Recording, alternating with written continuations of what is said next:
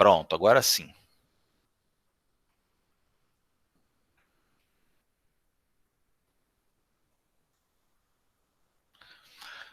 Beleza. Então, na semana passada, discutimos as grandes navegações e foi devido às grandes navegações que a gente tem a chegada dos portugueses ao Brasil e o início do processo colonial.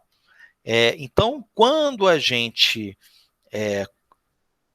se inicia, né, num processo colonizatório, nós iremos anexar uma grande parte da cultura europeia.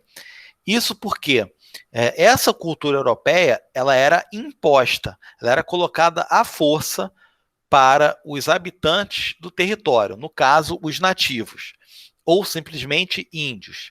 Tá? Havia, né, um sistema colonial, né, de dominação, de opressão muito forte aos povos do Brasil. Então, primeira questão é a gente abordar como é que era efetivamente o tipo de colônia que o Brasil foi de Portugal.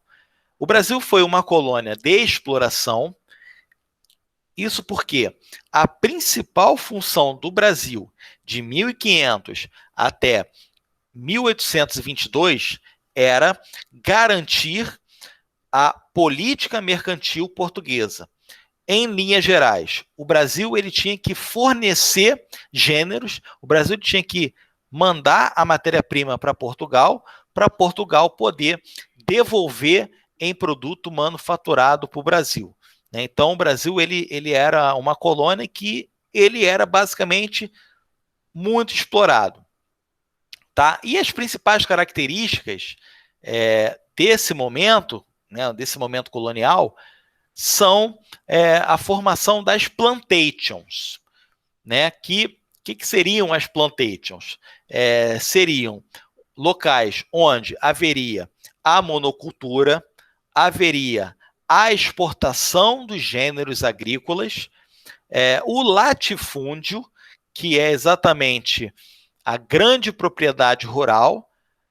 A gente vislumbra, né, uma fazenda produzindo com escravos, trabalhando, sendo obrigados a trabalhar. Né? Então, basicamente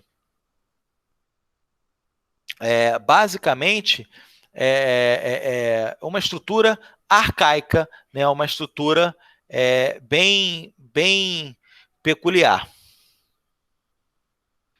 Beleza, galera? Então, latifúndio, grande propriedade agrícola e o escravismo. Aí, olha só, essa escravidão, ela tem alguns momentos importantes.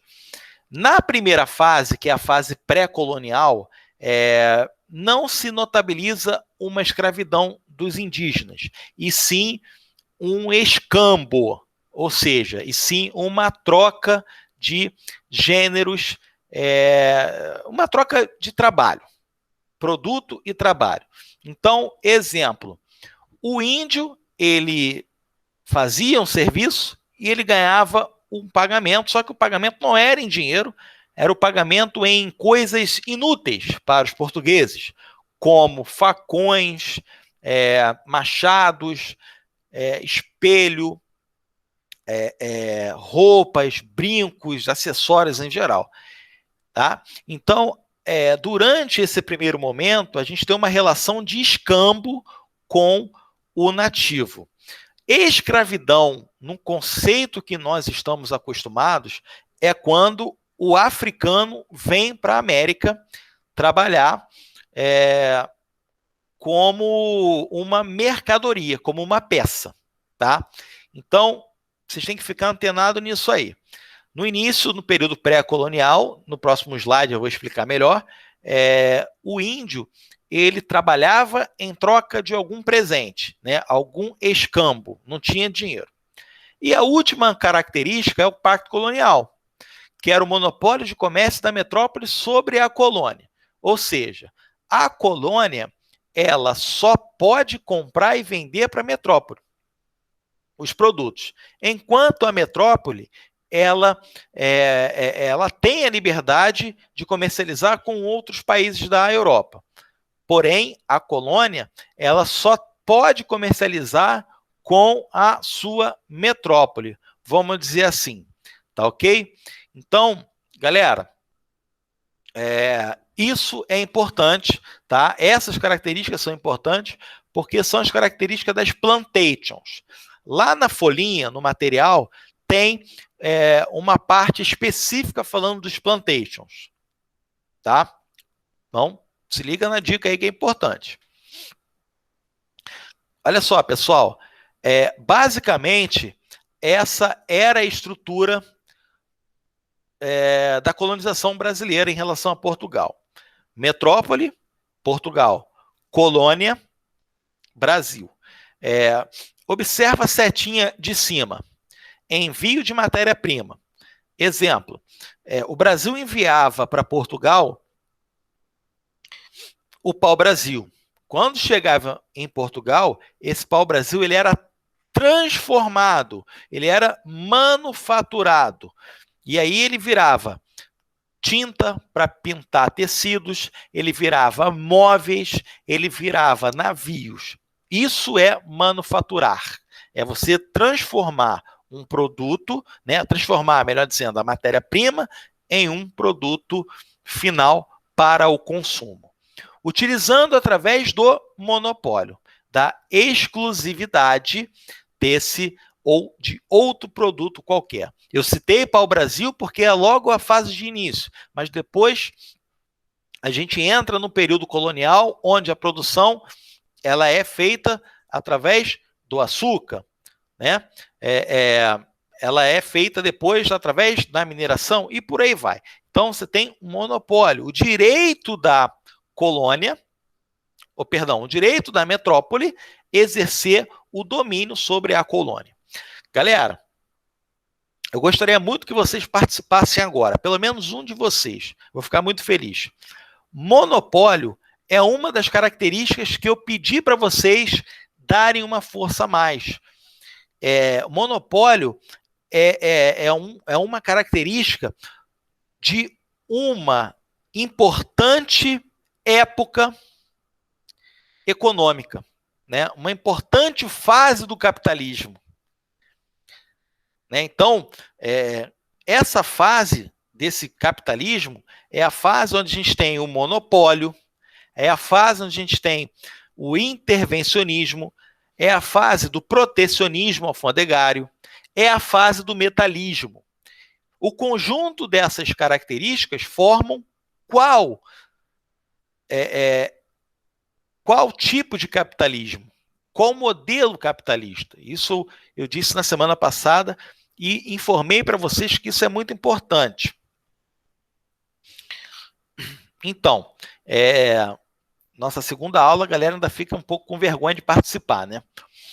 Quando eu falo de monopólio, quando eu falo de balança comercial favorável, quando eu falo de protecionismo, de intervencionismo e de metalismo, eu estou falando de uma fase do capitalismo que é chamada de mercantilismo. Tá? Então, dentro dessa estrutura mercantil, a metrópole utilizava o monopólio frente à colônia. Conceito básico para a gente poder entender a relação Brasil e Portugal, beleza? Essa é a fase pré-colonial, é a fase onde Portugal não enxerga o Brasil como algo de suma importância.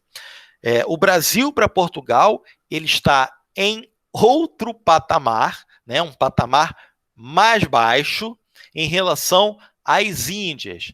Então, por exemplo, o Brasil ele só vai oferecer a Portugal, nesse momento aí de 30 anos, o pau-brasil.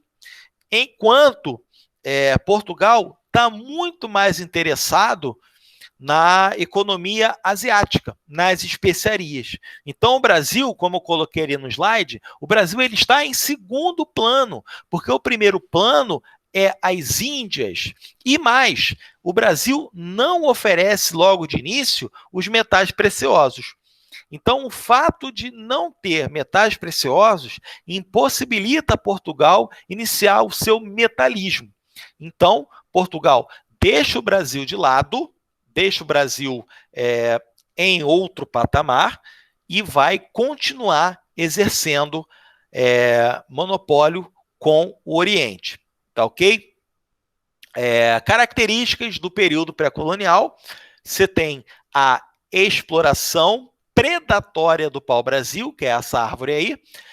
O pau-brasil ele servia, como eu disse, para tingir tecidos, né? No seu interior ele apresentava uma cor avermelhada, e essa cor avermelhada dava um vermelho muito vivo, um vermelho muito forte, que era bastante apreciado na Europa naquele momento, ok? E também para a construção de móveis e navios.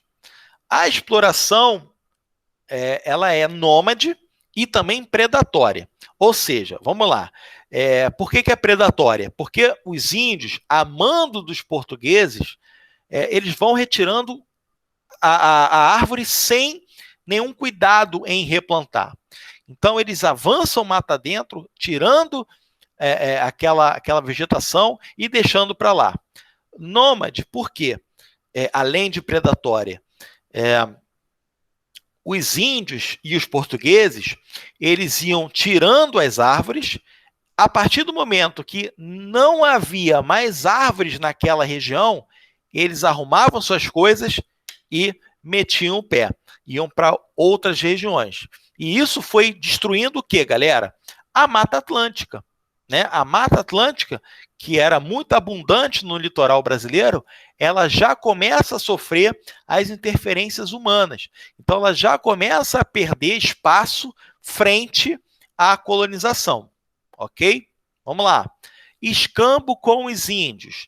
Escambo seria a troca de mercadorias e serviços. Os índios cortam o pau-brasil, os índios retalham o pau-brasil, os índios transportam o pau-brasil até as navegações, né?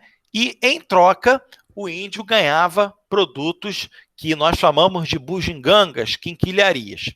Tá? Era um serviço muito penoso, porque a árvore do pau-brasil, em idade adulta, ela poderia chegar até 15 metros de altura, por 1 metro de diâmetro. Então, o serviço era muito penoso e os índios, eles não conheciam a metalurgia, galera. Eles utilizavam machados feitos de pedras. Então, para retirar um pau-brasil, era o dia todo praticamente, porque o machado ele quebrava. E como eles recebiam outras mercadorias, muitas das vezes os portugueses davam para eles os machados de metais. E aí, no início, eles até gostavam, né? Porque agilizava o processo de retirar o pau-brasil. Então, eles gostavam bastante. Só que depois, com o passar do tempo, na verdade, ninguém é trouxa o tempo todo. O índio ele vai observar que ele está sendo feito de otário, né? Vamos dizer assim. Né? E aí ele vai começar a lutar, vai começar a guerrear contra os portugueses, ele vai começar a fugir, ele vai começar a se matar, porque ele não quer ser escravo, ele vive livre na floresta, na mata, e aí ele vai romper esses laços de amizade com os portugueses depois de algum tempo. Portugal, em relação ao Brasil, vai ter, né, uma posição bem secundária, e destaca-se de importante também as viagens portuguesas feitas no Brasil entre 1500 e 1530. Por exemplo, a gente tem, em 1501, a expedição colonizadora, né, feita pelo Gaspar de Lemos. Em 1503, uma outra expedição colonizadora, feita dessa vez pelo Gonçalo Coelho. Essas expedições eram expedições que visavam conhecer o território, procurar metais preciosos e intensificar também a busca pelo pau-brasil. Também tivemos as expedições de guarda-costas, que eram expedições que tinham como principal viés tomar conta da terra. Portanto, essas expedições foram nos anos de 1516 e 1526. São expedições organizadas pelo Cristóvão Jacques, que cuidavam de invasões, de incursões estrangeiras, pirataria estrangeira. Então, as expedições de guarda-costas tinham a função de policiar o Brasil. Ambas eram lideradas pelo Cristóvão Jacques em 1516 e também em 26. Áreas de exploração do pau-brasil, né? O litoral brasileiro, o Atlântico. Temos aí várias feitorias, né? O que eram feitorias, galera? Era exatamente onde eles guardavam o pau-brasil, os índios guardavam o pau-brasil, e era onde também os índios recebiam o escambo.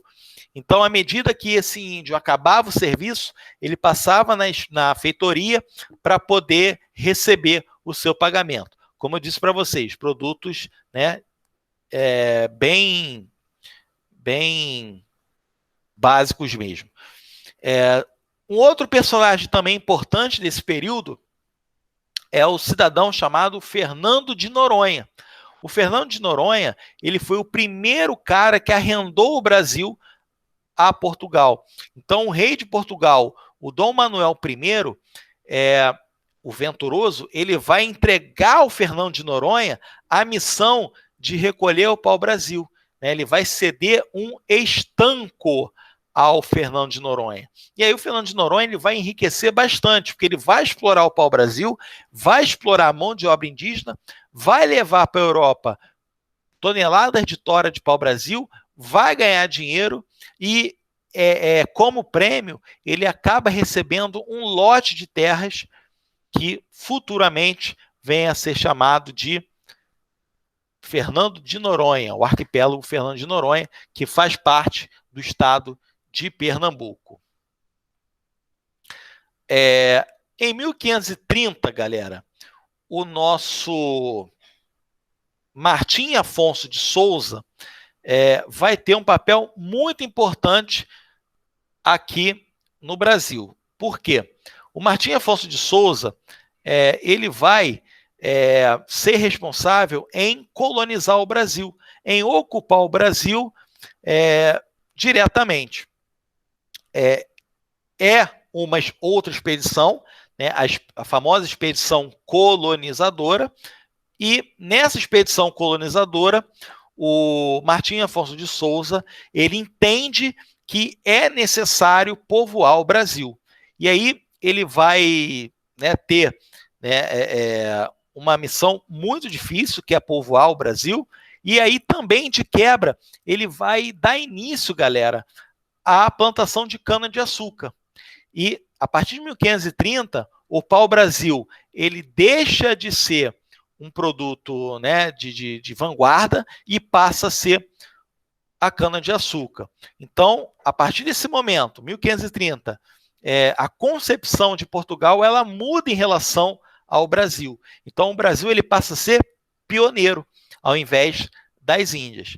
Tá? Mas por que Portugal muda de ideia? Porque Portugal, então, resolve colocar o Martim Afonso de Souza para iniciar esse processo de colonização, de ocupação das terras.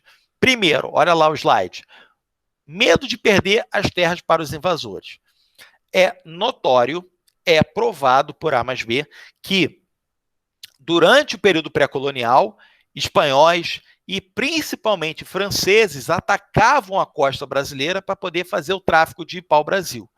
Então, o rei de Portugal, em 1530, já era o Dom João III, e o Dom João III ele tem muito medo de perder esse território para os franceses, uma vez que os franceses não aceitavam o fato do Tratado de Tordesilhas não ter a França nessa divisão.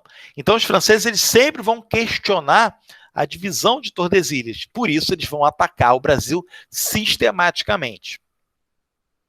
Depois, o principal motivo, que é a decadência do comércio com as Índias.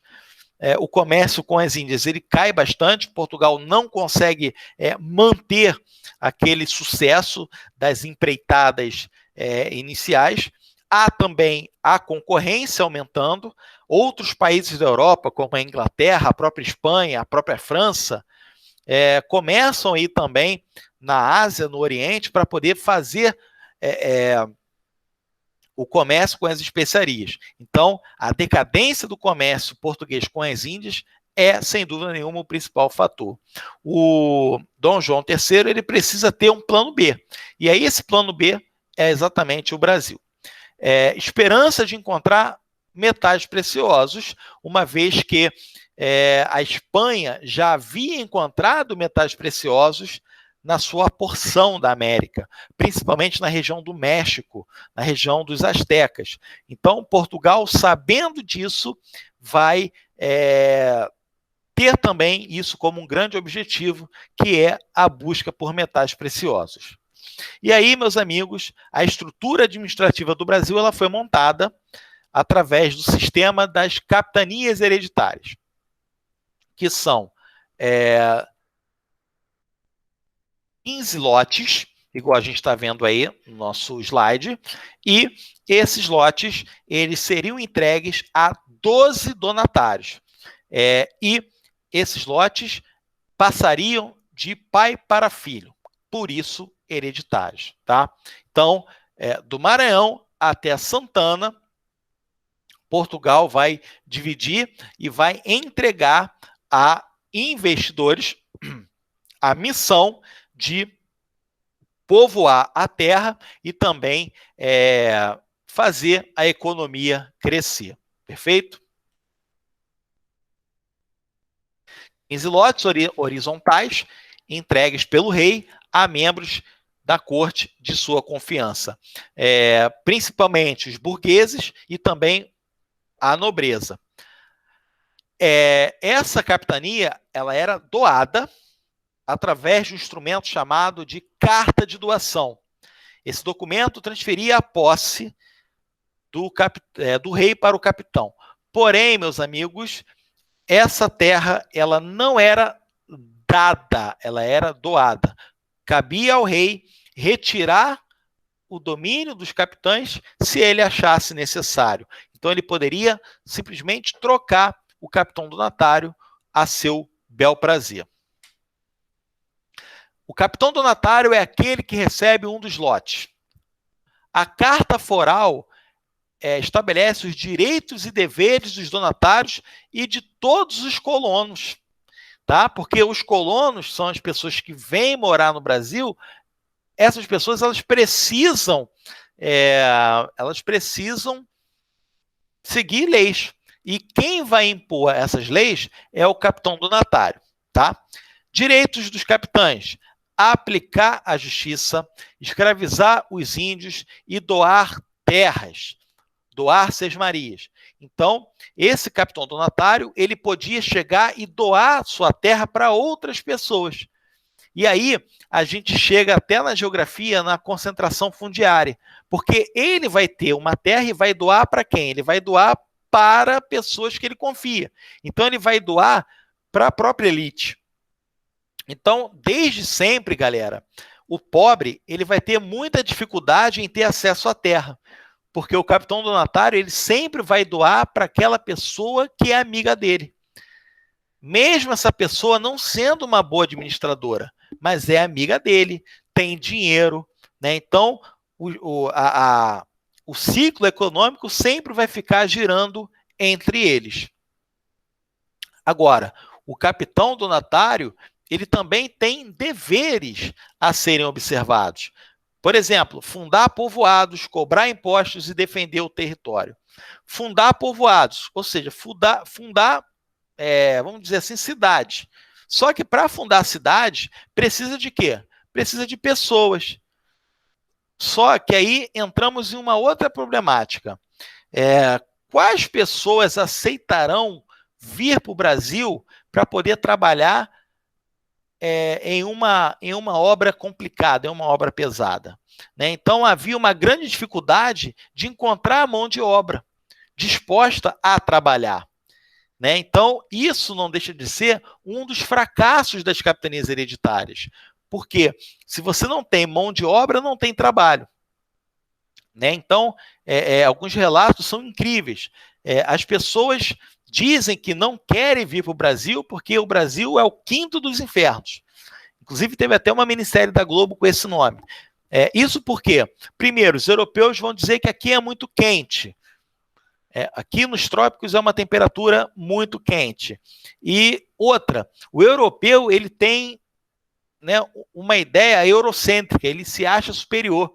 Então ele vai dizer, lá é o quinto dos infernos também, porque só tem gente feia. E aí, esse burguês, esse nobre, ele não quer vir. E aí, o que fazer de uma medida emergencial? Pegar os marginais e desviantes da sociedade portuguesa. Então, eles vão nas prisões, eles vão nas ruas, eles vão nos prostíbulos, tirar essas pessoas que são marginalizadas e jogar no Brasil. Né? Inclusive, no Brasil, nesse momento, chegam muitas pessoas sem orelha. Por quê? Porque uma das penas em Portugal era cortar a orelha do ladrão. Então, os ladrões, eles tinham as orelhas cortadas e eles também eram mandados para o Brasil. Né? Então, uma coisa bem interessante. E no Brasil, eles recebiam uma coisa chamada de couto omísio, que é exatamente o direito de não serem achincalhados por não terem orelha. Então, galera, a lei anti-bullying, ela existe no Brasil desde o século XVI. Então, se uma pessoa visse um cidadão sem orelha, não poderia zoar, porque estaria cometendo um crime, visto que esse desorelhado, ele recebeu a segunda chance de Deus, ele recebeu a segunda chance do rei para poder vir para o Brasil. Claro, obviamente que a lei existia, mas muitas das vezes não era cumprida, né? O pessoal gastava mesmo, não estava nem aí. Privilégios de Portugal, privilégios metropolitanos. 100% de todo o pau-brasil era levado para Portugal, né? Então, mesmo com o início da cana-de-açúcar, o pau-brasil ele continuava sendo explorado e 100% das suas reservas monetárias era do Estado português. 100% sobre as drogas do sertão. Drogas do sertão eram produtos como cacau, canela, noz moscada, o guaraná da Amazônia, né, é considerado uma droga do sertão. Né? Enfim, essas drogas do sertão não tem nada a ver com produtos ilícitos, não. São produtos que tinham uma grande consumação porque eram bem aceitos e as pessoas queriam consumir mais, daí ganhou-se o nome de drogas. 20% dos metais preciosos, caso Portugal encontrasse, né? Então, se um minerador encontrasse os metais preciosos, ele sabia que 20% do peso bruto deveria ser entregue à coroa portuguesa e 10% sobre toda a produção agrícola. No caso, já a cana-de-açúcar em destaque aí nesse momento, tá legal?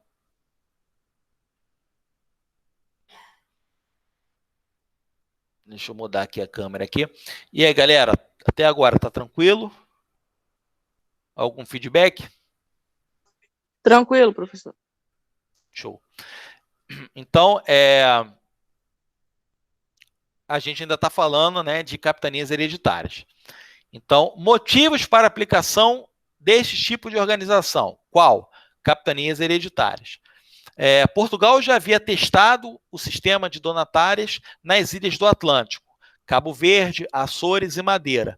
Então, lá nessas regiões, o sistema funcionou maravilhosamente bem. A produção de açúcar ela foi muito boa, só que como eram ilhas, Portugal não conseguia satisfazer todo o mercado europeu. Então, ele precisava de territórios maiores, né, para poder aplicar também a produção de cana-de-açúcar. Cana-de-açúcar que era produzida na África, tá? E Portugal vai entender como é que funciona essa dinâmica para poder também produzir. Transferência de despesas para particulares. Portugal não gastava nada. Então, o que é isso? O capitão donatário ele ganhava só o direito de explorar a terra. Então, se ele vai fundar uma vila, se ele vai fundar um povoado, se ele vai iniciar o plantio de cana, é tudo do bolso dele. Então, isso tudo precisa de muito dinheiro, né? E muitas das vezes o cara não tinha tanto dinheiro assim para poder investir. E, paralelamente a essas questões, a gente tem o fracasso do sistema aqui no Brasil. Por que fracassou? Vários foram os motivos, né? Primeiro, falta de recursos dos donatários, falta de interesse, né? O cara recebia a terra e, caramba, o que eu vou fazer no Brasil? O que eu vou fazer no quinto dos infernos? Tô fora, não vou. Então, largava a terra aqui abandonada e nem vinha ver como é que era a situação. Tinha também uma grande distância com Portugal, e isso implicava na comunicação, né? Se tivesse algum acontecimento e os capitães precisassem recorrer ao Estado português, como é que ia haver uma rapidez nesse contato? Não tinha, né? Tudo era escrito através de cartas, essas cartas embarcavam para Portugal e demoravam 1 mês e meio para ir, mais 1 mês e meio para voltar. E o Atlântico é uma região que tem muitos piratas. Então, muitas das vezes, o navio vai e não volta, ou o navio consegue chegar, mas não consegue, né, atravessar o Atlântico, ou até mesmo o rei lê a carta e não tem também interesse em ajudar. Então, uma série de situações a respeito da distância acabaram corroborando para o fracasso do sistema. Muitas invasões estrangeiras também, principalmente de franceses, como eu disse para vocês, e ataque dos índios. Os índios eles foram importantes, né, nesse primeiro momento. Os índios, depois eles brigaram com os portugueses, foram se afastando, mas o índio ele busca a vingança. Por quê? Porque ele tinha um pedaço de terra e agora ele foi expulso. Então ele vai se reorganizar, ele vai buscar a sua vingança utilizando o efeito surpresa. Então, pelo fato dele conhecer a terra, ele vai atacar o inimigo de uma forma muito precisa, né? E muitos índios eram extremamente agressivos, violentos, índios que praticavam a antropofagia, que é o consumo da carne humana. Então, muitos índios comiam os portugueses em rituais, né, para adquirir a força daquele que estava sendo devorado e tudo mais. Então eles tinham medo, né? Os portugueses tinham medo de vir também por conta desses índios que praticavam a antropofagia. É diferente de canibalismo, tá? O canibalismo, muitas das vezes, a pessoa come para saciar a fome. O índio ele não passava fome. O índio ele tinha produção agrícola, ele criava animais, ele tinha uma estrutura alimentar bem desenvolvida. O ritual de antropofagia é o consumo da carne humana com viés religioso. Ou seja, ele come o seu inimigo porque ele imagina que vai anexar a força do inimigo, né? Ou pelo menos as partes que mais se destacam do inimigo. Então, por exemplo, a pessoa tinha um braço forte, os índios comiam o braço dessa pessoa, o inimigo tinha as pernas fortes, tinham canelas finas, e aí eles comiam as pernas para poder ter também aquela força. Então, eles faziam esse tipo de rituais, né, chamados de rituais de antropofagia, não é canibalismo. Embora tanto um quanto o outro, né, tem a degustação da carne do inimigo. Das 15 capitanias, 13 não conseguiram ir à frente, somente 2 prosperaram, que são exatamente Pernambuco e São Vicente. Pernambuco, do Duarte Coelho, e São Vicente, do Martim Afonso de Souza. Já fica a dica aí, galera, porque Pernambuco, vai se tornar a capitania mais próspera do Brasil, porque é lá onde a cana-de-açúcar encontra um ambiente muito favorável. É em Pernambuco que a cana-de-açúcar encontra, por exemplo, o clima tropical úmido. É em Pernambuco que o açúcar encontra o solo massapê, que é a terra preta, né? Então, nessas conjunturas naturais é que faz com que Pernambuco se destaque na economia açucareira, ok?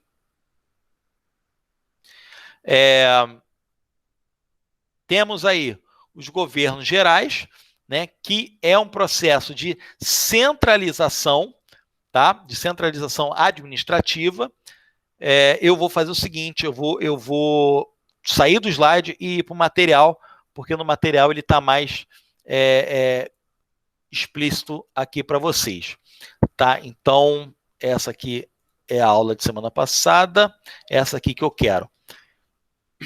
Então, basicamente, a gente está aqui, ó, né, no fracasso do sistema das capitanias. Então, a falta de terras férteis está mais completo, como eu disse para vocês. A falta de terras férteis em algumas regiões, o conflito com os índios, essa questão da antropofagia também, a falta de interesses de alguns donatários, a distância com a metrópole, a comunicação, recursos, né, o dinheiro para poder fazer um investimento amplo e maciço, e também a falta de mão de obra, como disse para vocês, é difícil encontrar pessoas que estão dispostas a sair da Europa em prol, né, de trabalhar aqui numa região que teoricamente era só vegetação, né, de um lado, animais perigosos de outro, índios também canibais não, índios que praticavam antropofagia de outro lado. Diante dessas dificuldades, o governo geral ele vai ser criado para exatamente centralizar essa administração, tornar essa administração mais direta. Isso porque essas capitanias hereditárias elas tinham um sistema de governo muito descentralizado. Então, cada capitão se achava mais importante do que o outro. Não havia um consenso, muitas das vezes.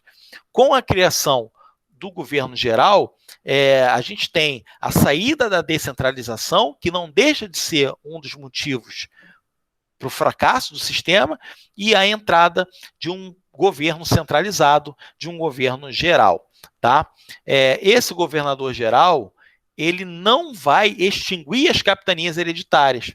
Ou seja, ele vai deixar as capitanias hereditárias agora sendo vinculadas a ele, governo geral. O sistema de donatárias, ele vai ser modificado para o sistema de governo geral. Agora, o nome capitanias hereditárias vai deixar de existir a partir de 1759, na gestão do Marquês de Pombal. Então, meus amigos, temos que ter muito cuidado em relação a isso.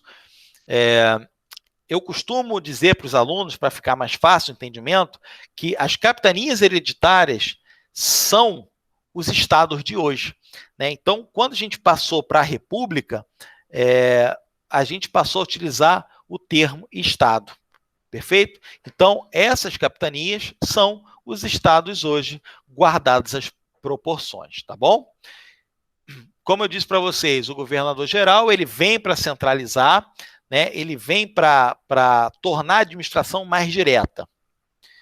Porém, esse governador geral, vou até colocar isso em negrito, ele em itálico também, ele traz consigo 4 auxiliares diretos, 4 pessoas para atuar em suas esferas, respectivamente, justamente para tornar a administração muito mais fácil e muito mais objetiva, né?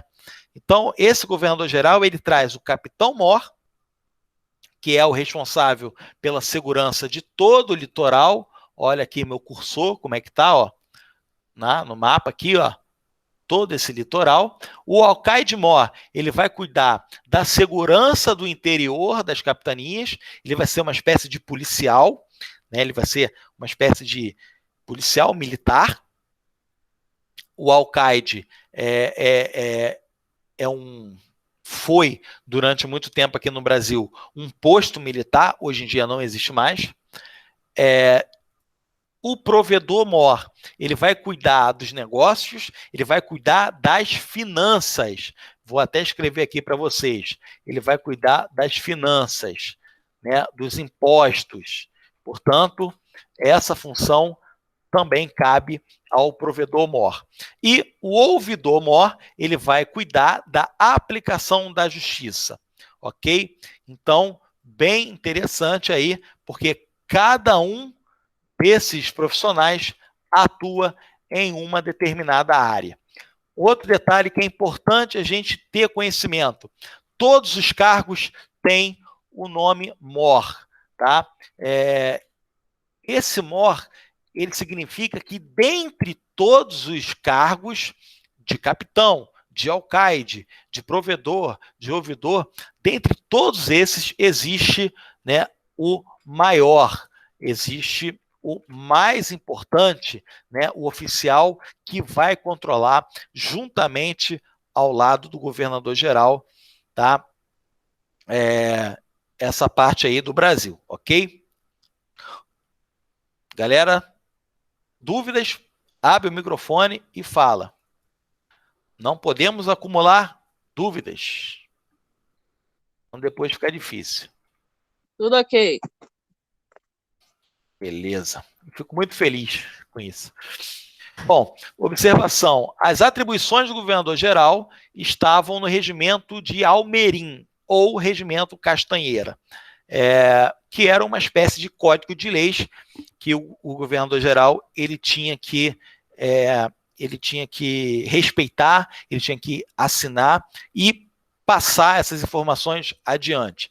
É uma espécie de livro de direitos e deveres, né? Um código de leis que seja.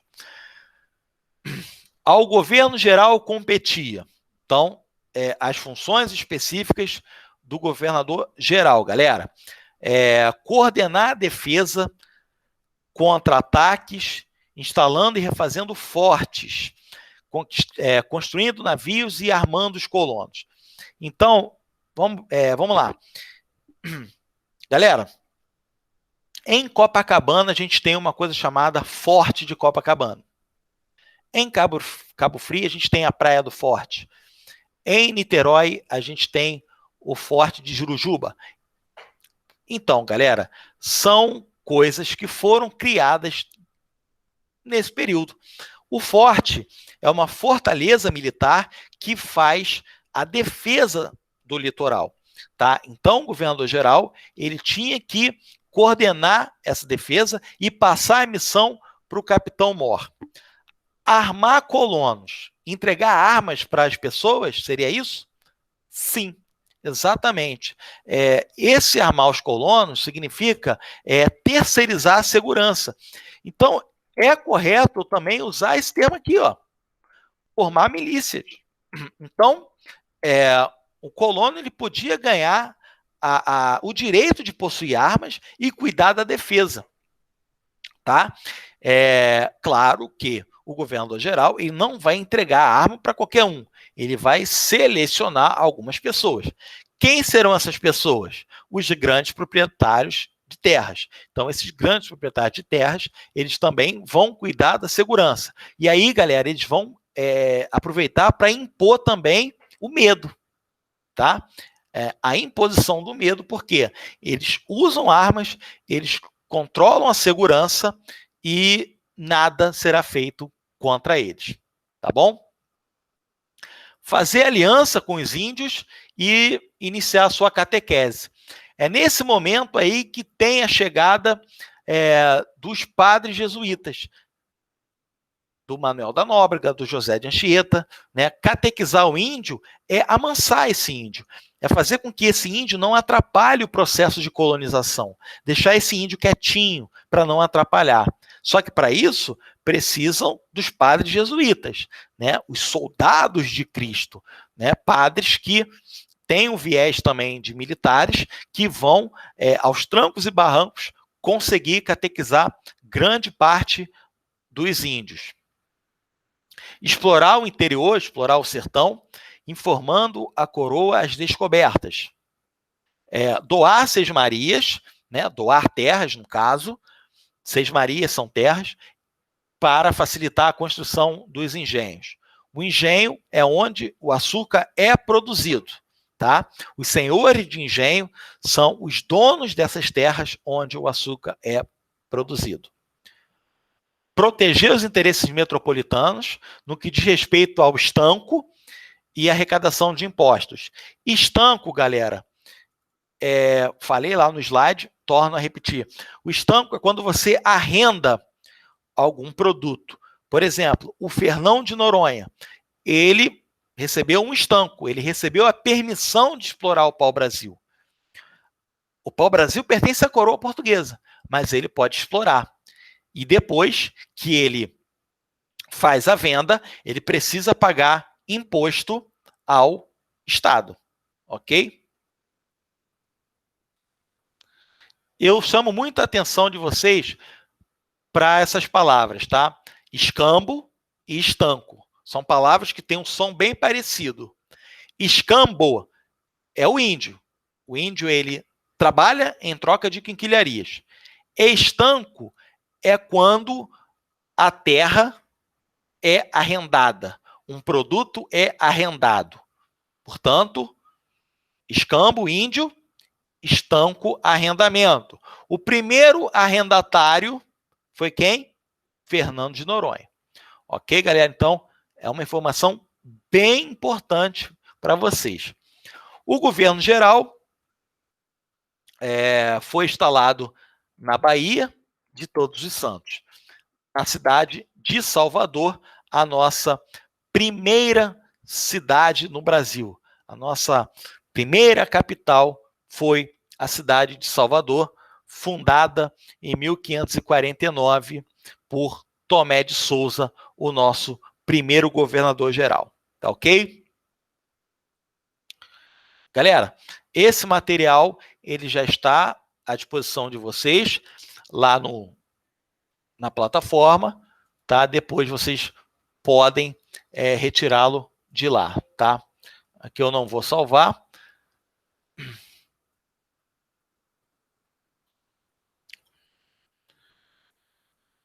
E vamos acabar aqui de apresentar a tela para vocês. Então, galera, essa parte da história aí é a primeira parte, tá? É o primeiro momento, né, de contato dos portugueses com a terra. E, rapidamente, vamos ver uma questãozinha da prova de 2010 de história. Vamos ver uma questãozinha aqui a respeito do nosso período pré-colonial, meus amigos. Então, é a questão 11 da prova amarela. Leia o texto abaixo. Durante cerca de 30 anos, após a chegada da esquadra comandada por Cabral, o Estado português não iniciou a colonização de fato no Brasil, ficando o período conhecido como pré-colonial. Pois bem, assinale a opção que apresenta as características do período. Vamos lá. Letra A. Intensa chegada de colonos de origem espanhola para o Brasil. Não, porque o espanhol, ele é, digamos assim, um invasor. A terra pertence a Portugal devido ao Tratado de Tordesilhas. Letra B. Início da produção de café, principalmente na região Nordeste. Meus amigos, o café ele vai ser produzido na região Sudeste e no período do Império Brasileiro, não no período colonial. Letra C. Extração do pau-brasil e o uso da mão de obra indígena. Plantio sistemático da cana-de-açúcar, principalmente na região Centro-Oeste. Qual é o gabarito dessa questão aí? Pode falar com vontade. Letra C. Galera, é o nível da nossa prova. Gabarito, letra C. Tá? Então, o uso da mão de obra através do escambo e também a extração do pau-brasil, tá? Então, é uma parte aí que a gente tem que ficar muito receoso. A próxima questão a gente faz na semana que vem, que é a questão já do Tomé de Souza, né, que é o nosso próximo assunto. Inclusive eu até esqueci eu tirei, né, o negócio aí de compartilhar a tela com vocês não viram a questão. Mas eu volto aqui rapidamente aqui. Eu acabei me empolgando. Olha a questão aí. É essa a questão. Então, estou falando besteira. Olha a questão aqui, questão 11. Olha aqui a questão 11. Gabarito, letra C. Tá? Então, é bem tranquilo, bem fácil, né? Um conteúdo aí de período pré-colonial. Tá bom? Bem relax. Bem fácil. Agora sim, vou parar de apresentar para a gente encerrar o raciocínio, que vocês vão ter aula de sociologia agora.